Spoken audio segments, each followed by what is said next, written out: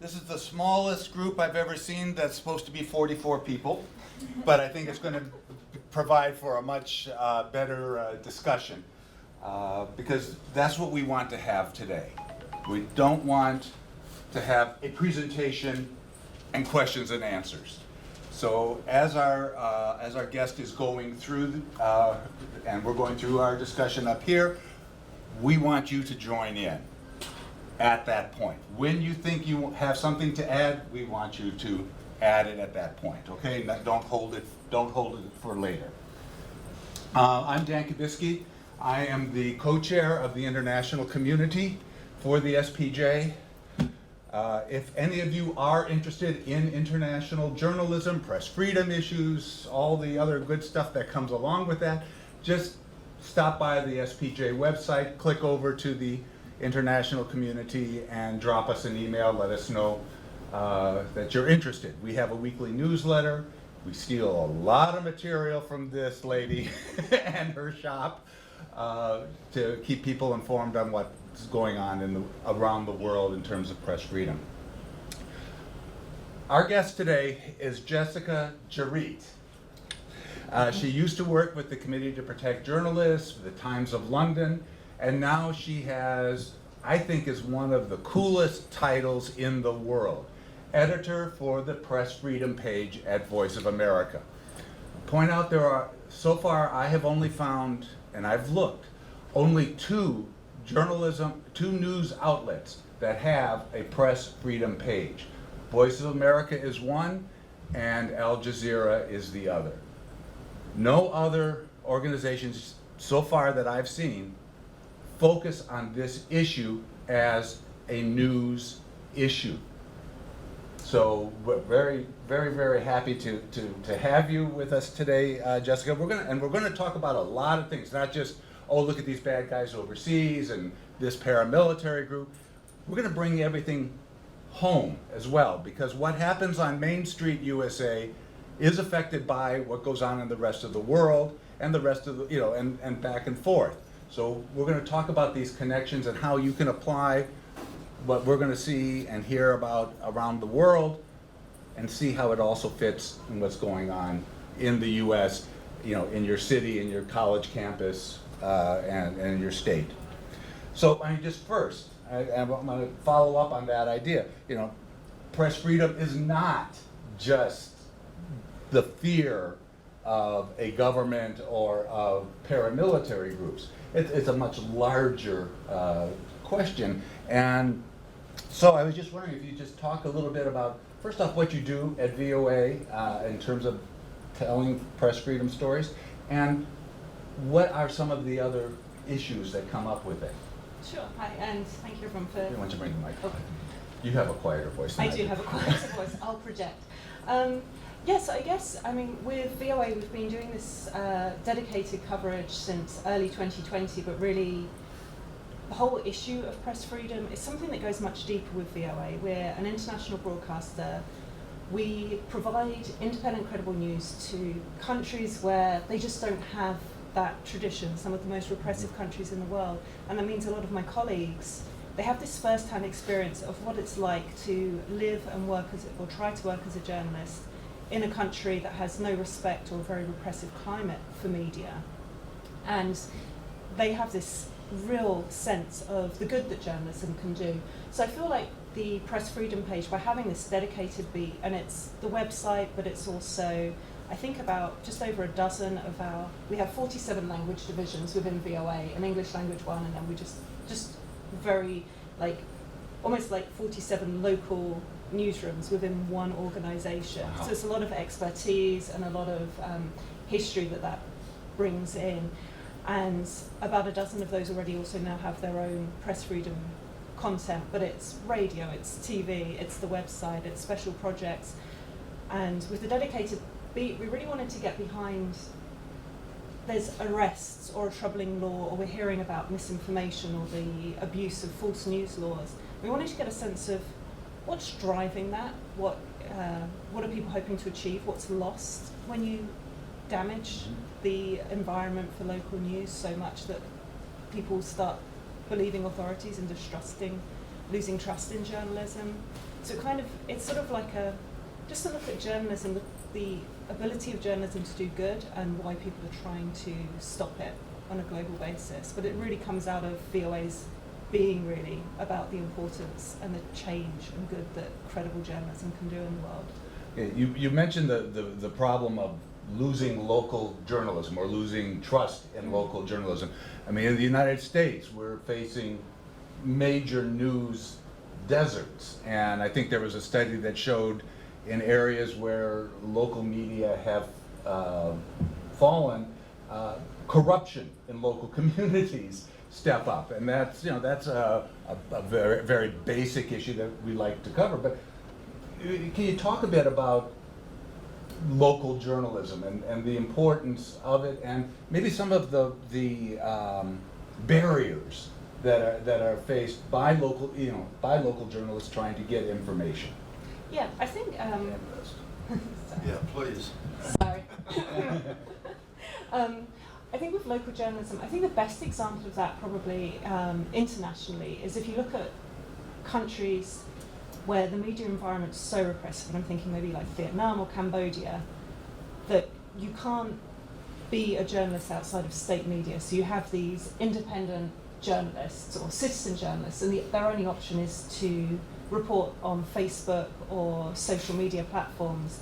And I find that really fascinating because you have these journalists in Cambodia who are being put in prison just because they're trying to report on land grabs or something, just local level corruption. Again, in the Philippines, where we've had I'm going to apologise in advance that press freedom can be quite a depressing beat at times, but in the Philippines this year we've had radio is a hugely important medium there, and journalists there buy up blocks of airtime so that they can just go and cover some particular hyper-local issue, and they dig into corruption, they look into if police are abusing authority. And it comes with huge risk. I mean, it means for their audiences that maybe they get information and news specific to their town that might be missing from the bigger media outlets who are towing the government line. But that comes with a risk of threat, of attack, sometimes of being killed. But I think if you look at the sort of microcosm of that is that local journalism is so important, it always finds a way out. So if you have like someone who has no way to operate except to maybe have like their little Facebook page. But even in the US, we have these amazing sort of local journalists who are teaming up with people like the Reporters Committee for Free Press. They're trying to investigate or have their FOIAs blocked, and they're working with pro bono lawyers to be able to push back on some of our rights that we're eroding here. So I always find that interesting, that you can see that the sort of constraints on local journalism are happening everywhere. People are always trying to stop inconvenient information coming out, and it's really the local journalists that are the only defence to that in making sure that people are aware of what's happening, of the attempts to stop it, just to keep their communities informed. Well, we see in the Philippines, we see the government continuing their attacks, through various laws and actions against Maria Ressa and the Rappler. We see, here the middle item is with Jimmy Lai and Apple Daily in Hong Kong, and we've watched, 3 publications closed this year in Hong Kong out of fear of the national security law. The publication that put out this T-shirt is very, very nervous. They will not do any interviews with us because they're afraid they will have. So you're seeing governments around the world, as you say, moving against journalists. And we also see government agencies moving against journalists here. Many times it's restricting access through their public information officers, and other times it's how they prevent people from getting information. Could you talk about that, getting the information a little bit? Yeah, I think that actually, and in terms of just like thinking about covering press freedom, I'd recommend everyone, if you're not familiar with the US Press Freedom Tracker, it started in 2017 when we started to see that maybe there was more of a decline happening in the US. and they track various violations, but I was looking at their website for a story this week actually, and it did strike me that they've had, just in 2022 alone, 9 denials of access. These are journalists who are trying to get into something as small as like a town hall meeting or to cover a state assembly. 20 subpoenas and legal orders for people to, like journalists, to hand over their sources, and 11 arrests. So these are like, this is in the US, these are just all of us going out and doing our daily job. And it's, I think, having covered press freedom for a few years now, it's really important to look for those early signs that there might be a change in the town or the city where you're working, and to act quickly to call it out. You know, once we lose that, once it becomes easy, and it's harder. Like, I know that, you know, our newsrooms, particularly in the US and in a lot of countries now, we're under huge economic pressure, and I feel like authorities globally are aware of that. It's lengthy and costly to try to appeal if your FOIA is turned down, or if someone files a lawsuit against you because they'd rather try to claim defamation rather than answer to what you may have uncovered about them. And they count on that, so it's so important that we find a way to come together and to push back and, you know, let our readers know what's happening. That's the point I want. I think I'd like you to expand on, is let your readers, listeners, viewers know. I don't think most people who subscribe to local news understand the work that journalists go through to get the information. So we had talked earlier, and you said we need more stories about what we do. Could you Yeah, expand? definitely. I mean, I do find that something that's really an important part of the press freedom, that at a time when people are losing trust in us, for me, you know, and I know that I think for many of us, when you come up in journalism, you're told, don't be part of the story. And I think actually this is the time that we have to say, we do need to be part of the story, and we do need to explain what's going on. And I kind of feel like with our coverage sometimes, it really gives readers an opportunity to go behind what it's like to get the story. If you look at someone like the OCCRP, the Organised Crime and Corruption Reporting Group, who take on the really big sort of organised crime organisations, and it takes a lot of work to go through that, to make connections with sources so that they'll trust you enough to provide documents, to go through and analyse it, and then to weather the threats and attacks and legal suits that may come behind that. And I think if we're just a little bit more open and transparent about the process of journalism and what goes into it, and when people are trying to interfere with it, it's very valuable to readers to let them know, you know, we're on your side, we're trying to report and investigate and find, you know, be committed to accuracy and making sure that everything's verified. We're not trying to start a fight with someone, we're literally just looking at what's going on. And I think it's just, with a press freedom beat, it allows you to get into that. It's not always just about attacks and threats, it's very much about the ability of journalism to affect change, to be a force for good, just to remind people, you know, with that corporate state, we're our readers' advocates in a way. So, I mean, you have the story, the corruption story, or maybe overseas you have an uprising, you have issues. You're talking about having a separate story with that incident as the hook, right? And then here's what we're doing to get the story. Is that what you're talking about? Yeah, I think so. I mean, and sometimes as well, I mean, there's also, like, with some of our stories as well, it often becomes a little bit more of a dramatic telling. I'm thinking about a investigative news outlet that, if memory serves me correctly, was in Romania, and they were looking at the problem of illegal logging. And obviously, I mean, environmental stories and climate change stories particularly are where there's a sort of a rise in tensions. And this news crew had gone out, they were aware that there was illegal logging taking place, and they went out to film it. And our reporter interviewed this guy who had been attacked, and he recounted how they were following up on their investigation, and he was chased through a forest at night with an axe, because these people were so terrified that he would report on them. So, I mean, obviously, yes, I think sometimes just explaining just the difficulties of someone obstructing your FOIA, but there is also that extreme, and I think some really compelling stories, and I mean, certainly the bravery of journalists at all levels always surprises me, because one of the questions we always ask is like, why do you carry on? And it's just in our blood to keep going.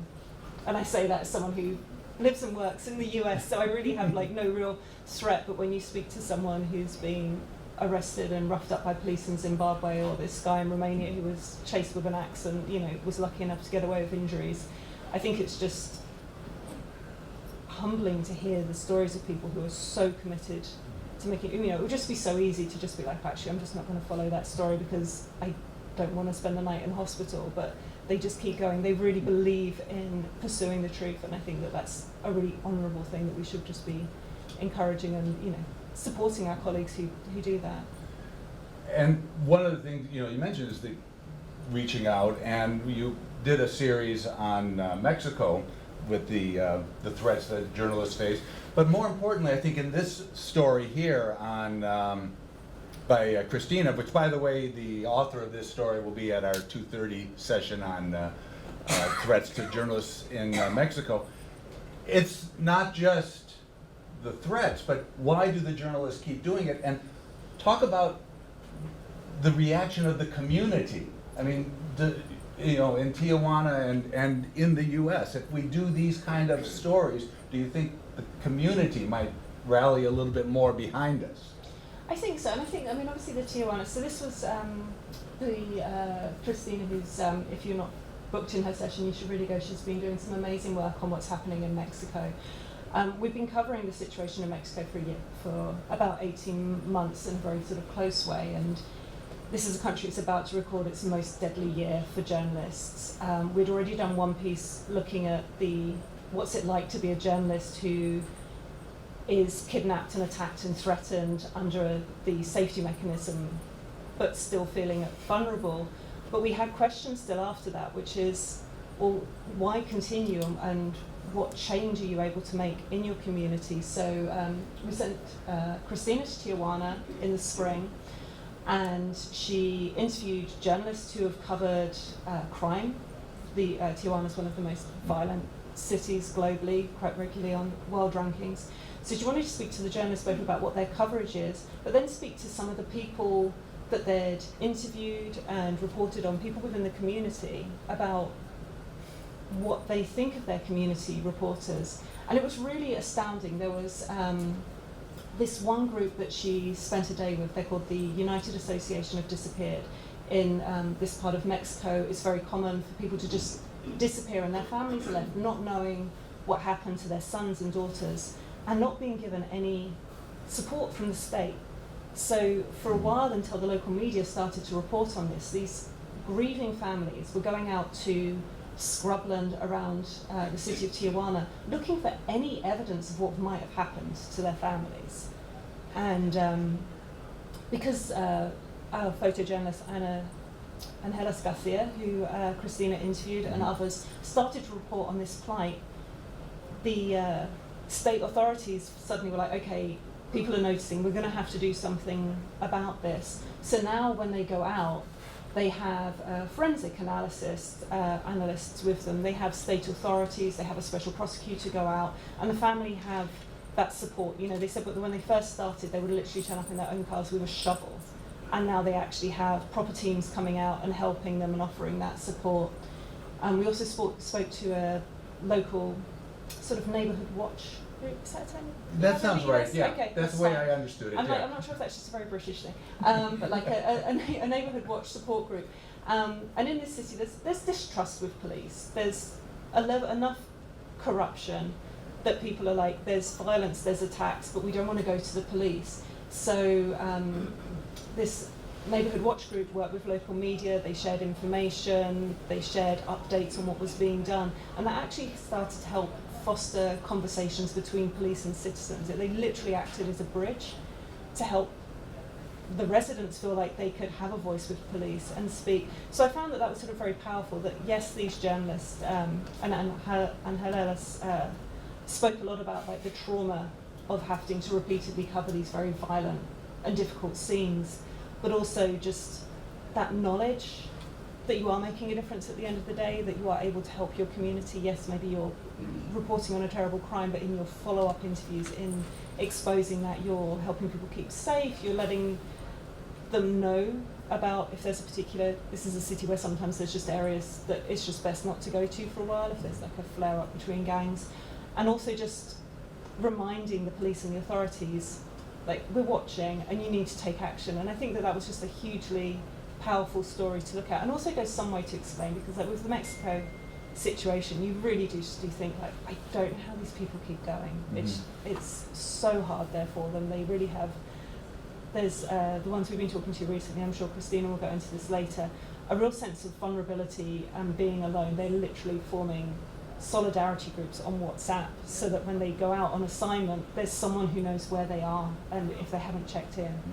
And that, like, I find that just, you know, I mean, I was saying that with Christina when she was there, but like, if I have like my reporters out on regular assignment on something that's, you know, something simple as just going and covering a basic crime story, I'm not thinking like, are they going to come back after this? Is everything going to be okay? So.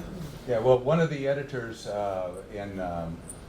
in Tijuana, who's been a big friend of the Society of Professional Journalists International Group, Jose Vicente, he was saying he has the same thing for himself and his reporters. Everybody knows where everybody else is going and know what time they're supposed to check in. But at the same time, they're getting feedback from the community saying, thank you for covering this. And the organization for the missing, I can't remember the full name. Yeah, they issued a statement saying the government was doing nothing. Yeah. But once the press got involved, they were able to move forward on finding what happened to their loved ones. So they realized, the press was an ally for good, for being for civil society, if you will. Proverbial spotlight. The spotlight, exactly. And I would say just with Vicente, so he is an amazing source of knowledge, and he works with us, and he was assigned to keep Christina safe on this and facilitate. But I will say that there's just another thing with, and I am very fortunate at VOA. Like I say, we have these 47 language newsrooms, but I think it's just one of those cases where it's in the news gathering, particularly on these stories, it's so important sometimes I'll literally just drop in on a language division and just have a conversation with someone and say, okay, I'm hearing this happening, and just that local expertise that you can get from someone like Vicente or like someone in like a Belarus division who can really give you a proper read on it. And sometimes it's really surprising. I'm really excited about a story and they're like, no, this isn't what's going on here. And I think just in all of our stories, whether it's press freedom or anything, just that preliminary research and reporting that goes into it and really listening to people who truly understand the situation is just hugely important. Do we have, again, I don't want to be dominating all the time talking back and forth with Jessica here. If you have any questions or comments, be like Mr. Buckman here and just pipe in. Do you guys have any suggestions for how to cover it, like, on our own campuses? Because we've had, for the last year, we've had really significant issues with having access to information. Like, for example, at the beginning of the semester, one of our rookie reporters wanted to write a completely benign, like, news brief about a program where our school is paying students $50 per unit they're enrolled in. Just basic, like, when is it going to pay out, who's in charge of it, where'd the money come from thing. And she went to the office that was in charge of it, who said that they could not speak to her, that she needed to speak to the department head. She contacted the department head, who said it would have to go through the PIO. She contacted the PIO, who after a week of like back and forth with her, went on vacation and forwarded it to our district level PIO, who then sent the request to somebody else to find out who the right person was, who then sent it back to the department head, who responded, sent it back to the district PIO, who forwarded it back to our reporter. And that's just like, that's become our norm. So it's like we're trying to figure out, and they put a media policy in place unbeknownst to us until 2 weeks ago, that basically they sent out like, if the media contacts you about a positive story, do this. If it's a negative story, do this. So we've been, like, we have people, when we had like a faculty member basically say, I was chewed out for going on record with you guys last semester, so I had to get permission from the PIO before I could speak to you. And we're a public institution. Okay. And Which school is this? Santa Ana College in Southern California. And it's just like, we're at the point where, because it's now being talked about like in academic senate and things like that, it's being brought up in public meetings. We can start covering it as news, because now it's not just us like griping about them giving us a hard time. There's like sources and documented proof to back up that these things are going on. But I guess, like, any suggestions for how to cover it so that it does sound like a legitimate like news story, as opposed to us just whining about the fact that Right. they won't do what we want. And you want to add something on this? Yeah, I'd like to add on to that. So I go to the University of Alabama. It's a huge school for almost 40,000 people. We're having very similar issues that I've been hearing from a lot of other editors across the Southeast, where a lot of public schools have been doing the same thing. I've submitted 30 open records requests since I've taken over as my section editor. Almost every single one of those has either been ignored or denied. I think I've only gotten 3 of them with responsive public documents. I just had a request for a building inspection report denied. It's gotten so bad to the point where we will email our PIO and he will just not respond to us. And we have basically been unable to cover almost anything on campus because we can't get any information out of our university. It's becoming such an issue that we are beginning to debate, like, how are we even going to cover these topics, because we cannot even get the information in the first place. And there was rumors going around that they have made a large, sizable chunk of the Alabama workforce sign an NDA.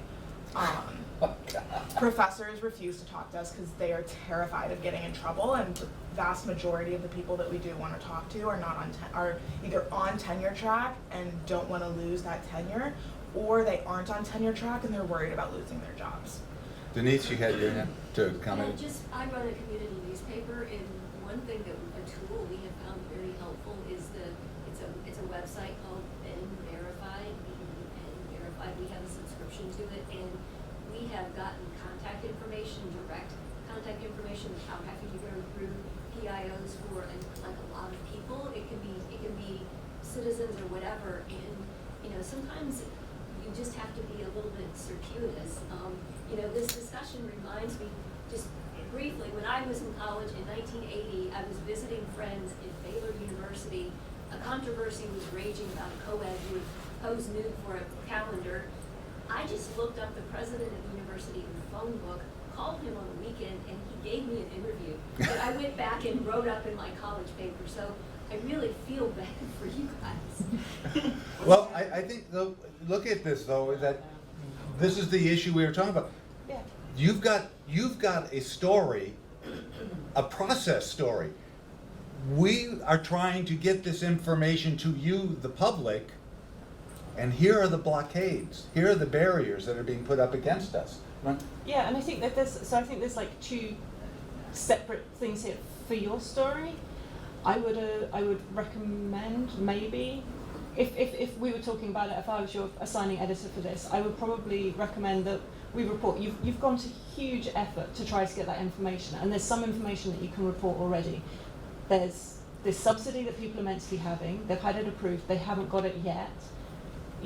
Speak to people who have had that subsidy before. How long did it used to take? What appears to be the process? Speak to the students who are waiting for it. Has this, made a difference to them? Has it meant that they are able to take more classes or help them financially? And then just say, this is literally every step we took. Whenever you make those requests as well, always just give a hard deadline and then follow up. I feel like I say this on repeat to my reporters every day. You're going to send your request for comment, you're going to give them a hard deadline, follow up on the day, call them, just keep, and keep a record of that. I mean, when you were talking about that whole process, I was like, I want that as a graphic of I can send you the email thread. Yeah, I mean, show people the ridiculousness of what is happening, but if you laid that out as a graphic, all of like as you were saying, I could just see like the whole thing just sitting, and then it comes all the way back, and you still don't have an answer. But I feel like in that case, you have enough information that you could report it, and you've given them ample time to respond. And if you speak to people who, you know, are meant to provide that subsidy, or the students who are waiting to receive it, then I think you can sort of get the impact of why the delay is affecting people, and the uncertainty. If if you've signed up and you're expecting to, you've been told you've been given this money, and then you're waiting, like, are you know, how are they trying to do that? Are they using a credit card because they're waiting, thinking that this money's going to come? I think, you know, you can sort of put that personal, sort of, the personal side of how that story affects them. Yes. Yeah, Oh, sorry. I don't know, you're in Alabama, you guys don't have the new voices legislation passed in your state? No, so they tried to, Alabama has historically one of the worst public records law in the country. They tried to amend it back in 2019, but it got stuck in committee and died out. Like right now, part of the issue we've been running into with why our open records have been denied is because our university will try and charge us exorbitant fees for any access to information. We tried to get textbook records, and we were told we had to pay $400 just to look for the records. They wouldn't even say if we would get them or not. Yeah. You need to, if you haven't already, speak to the RCFP, the Reporters Committee for the Freedom of the Press. They have amazing legal resources, and they are very on that thing. I would also, if you were going to report on it, I think sometimes there's a way you could maybe, I was particularly into when you said about the NDAs for professors.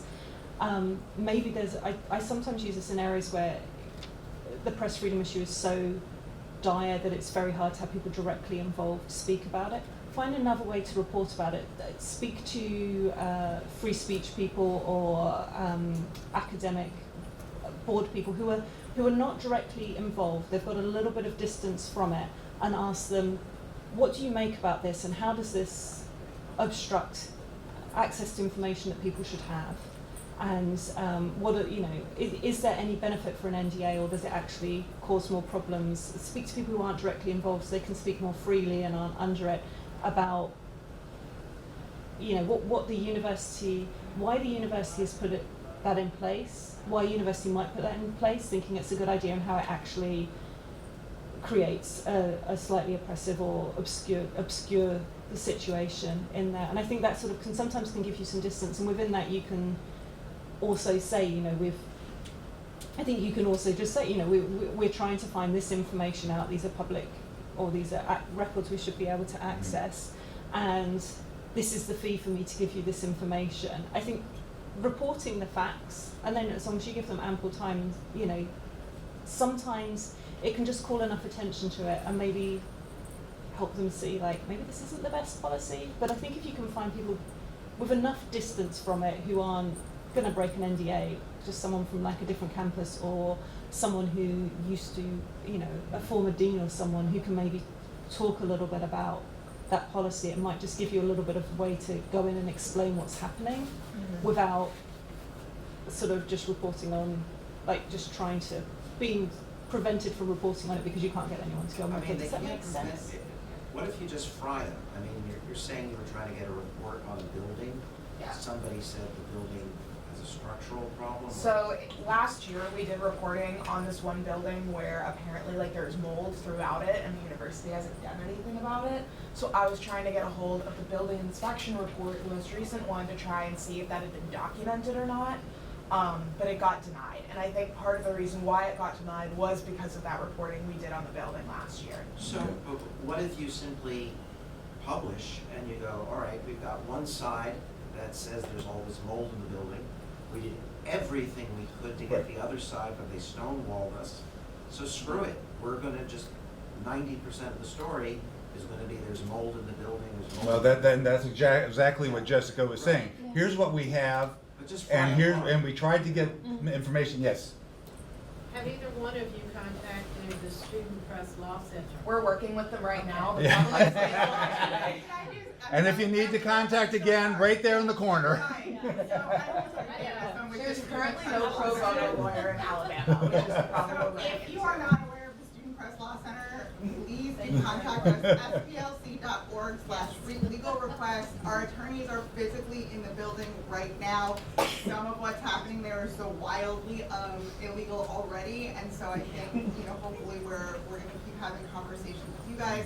Also, thank you for mentioning the New Voices bill. That's my job. I'm the advocacy and organizing director. We do have a campaign for a New Voices bill in Alabama.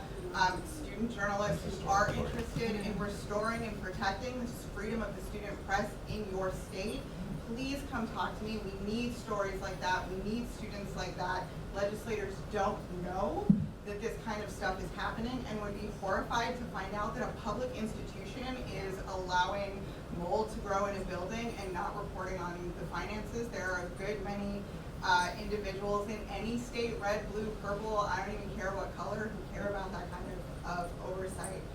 If you're not familiar with New Voices, please let me know. I sort of had a follow-up question to that, but we work with students at the whole spectrum of student press freedom, right? So we have students like these who've been doggedly reporting the story forever and are just getting stymied, all the way to students who have been arrested for being in certain places, who had their equipment broken. And one of the big problems that our students have is that they're the only ones who are going to report on their own censorship and their own retribution. And that's really challenging for a lot of student journalists. They're not comfortable with being the story. Nobody else is going to cover it, and their publications are small. So I'm sort of curious as to your recommendations for student journalists on how to cover their own censorship, their own mistreatment, without sort of, you know, coming off like it's a hit piece, right? Reporting on it honestly as news, and what your recommendations would be for those student journalists and becoming more comfortable with that.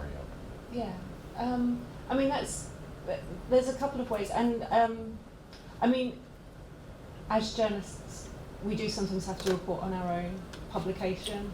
It's a situation I have found myself in, and I think the first thing you want to do is to make sure that like your integrity is intact, and make sure that people who are involved in the reporting are sort of, you have to sort of create a sense of distance so that you can maintain neutrality when you're reporting on yourselves, and just sort of lay that out before, and make sure that if people in your local newsroom, your newsroom or your student newsroom, are going to sort of actively protest or take more of an activist view, that's fine, but then they have to be separate from the reporting side of it. But I think, you know, it's just like with any other story, you report the facts, you report what's happened, you report your efforts to get the other side.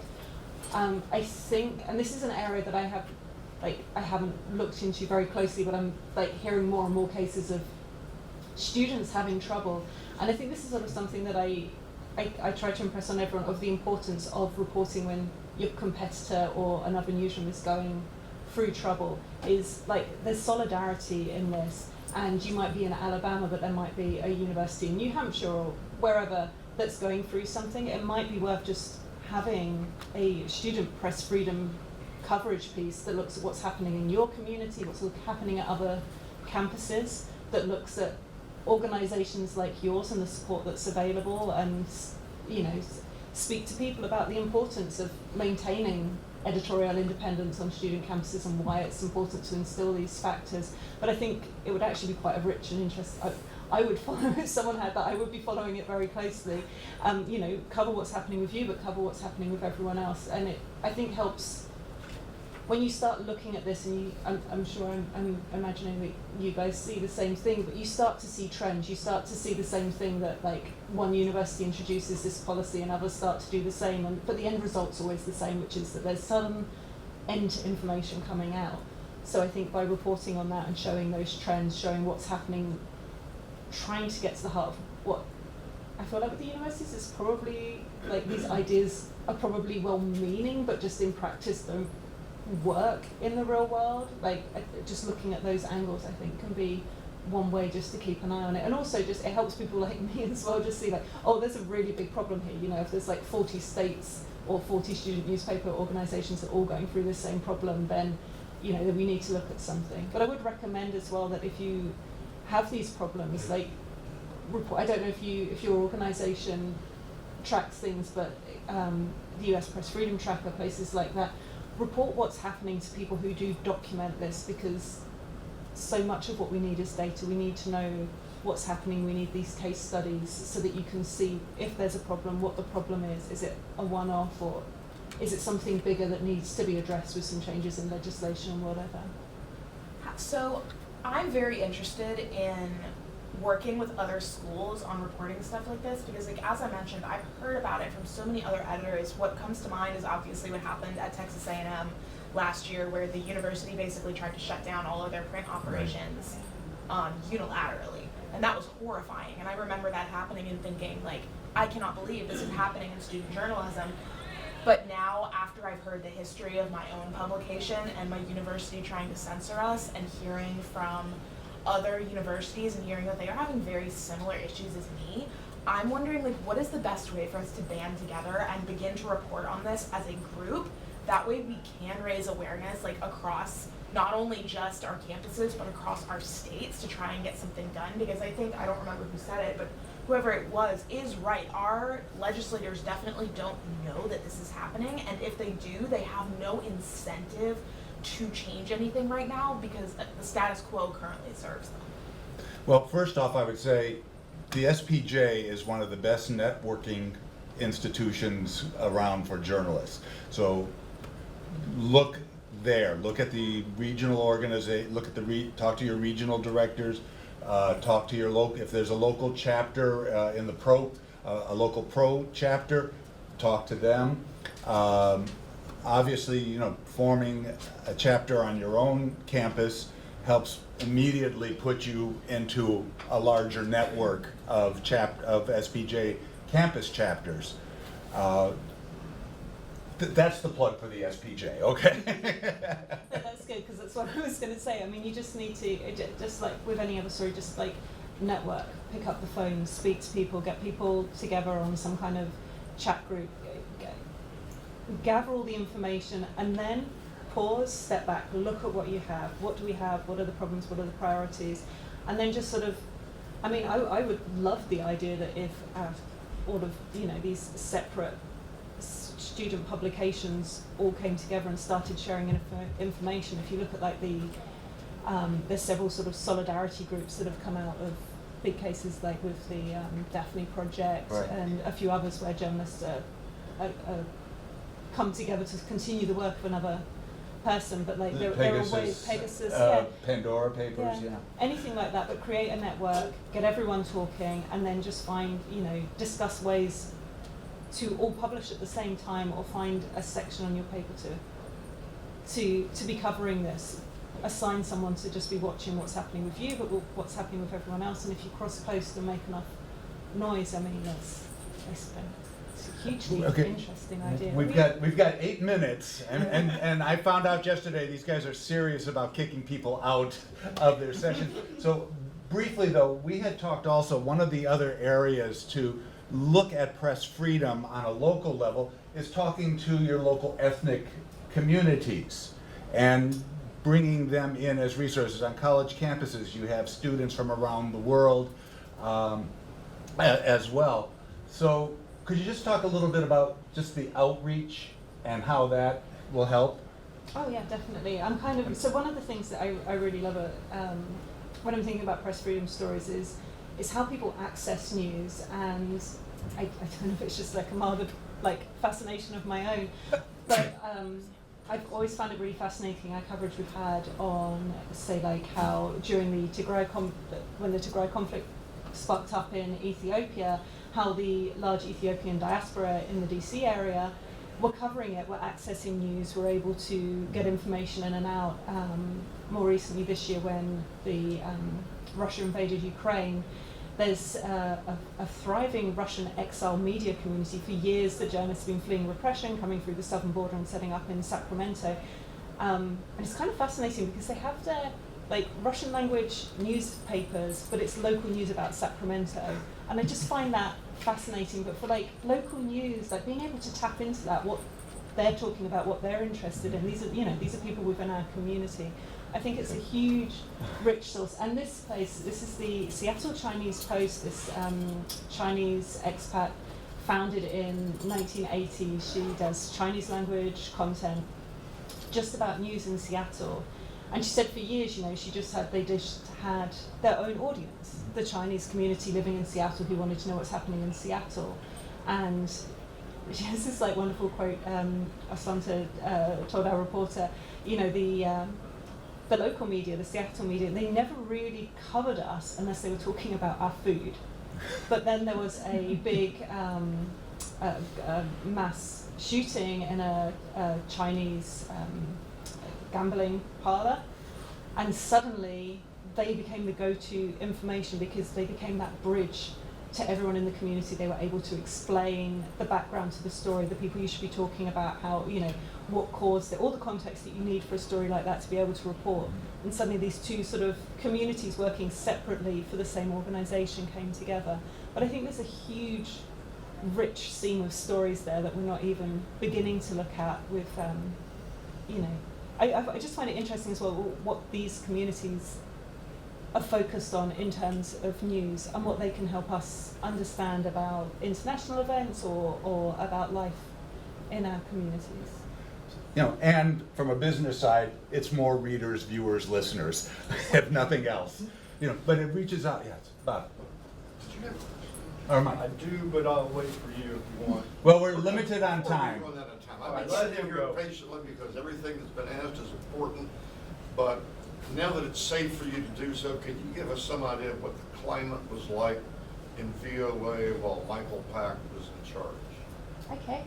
I kind of, so for people who aren't familiar with VOA, we are Congress-funded independent news outlet, and we had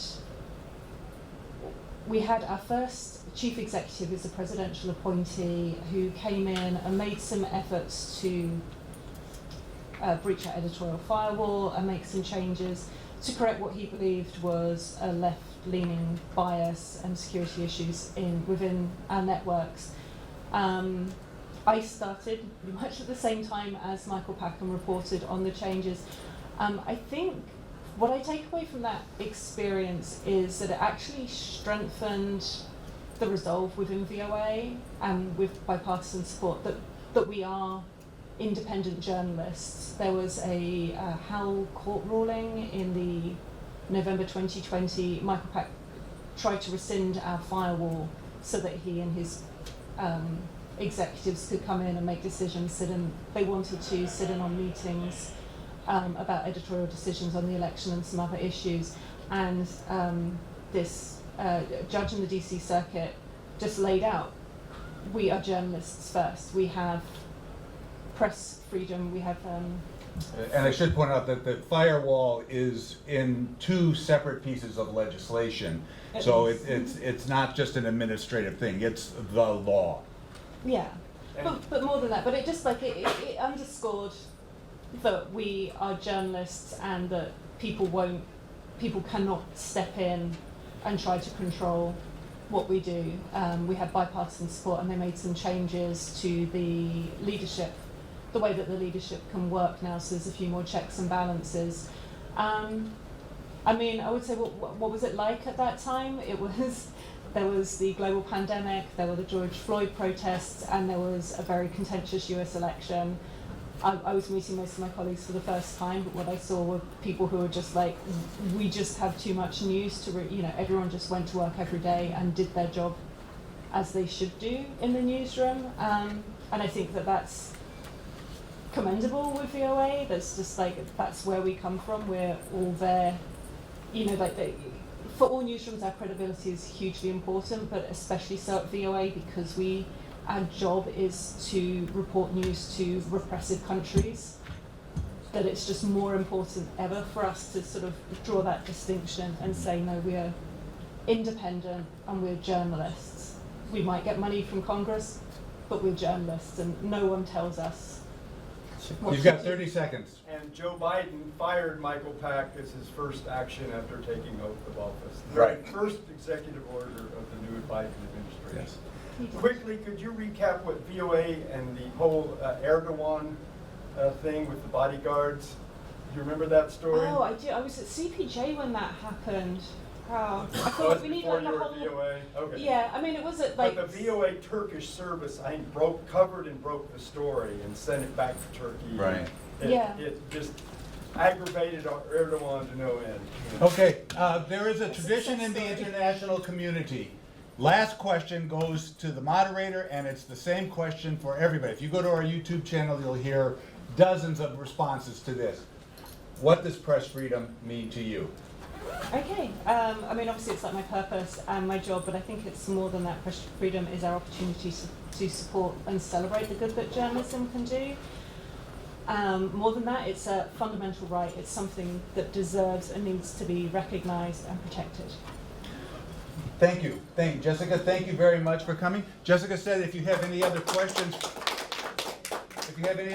for her, contact her on the app. She'll be more than happy to talk to you. And if you're looking for internship, I'm sorry, that VOA, talk to her about internships because they've got some great ones at VOA, and there's some even grants and cool Yeah, stuff. there's one that closes Monday, so if you're interested, come and find me. Thank you very much, everybody, for coming and for the great discussion. Ainsley. I was a This VOA is my correspondent. info. Twitter, 21 years. Roberto. Anybody else that's having a Mike not I'm back. the I think it needs to happen. That's what I'm saying. Guys, I probably retired. I want to when get I like a was Google Doc or something going with all Carrie, the you guys, she really wants to talk to you. Sorry.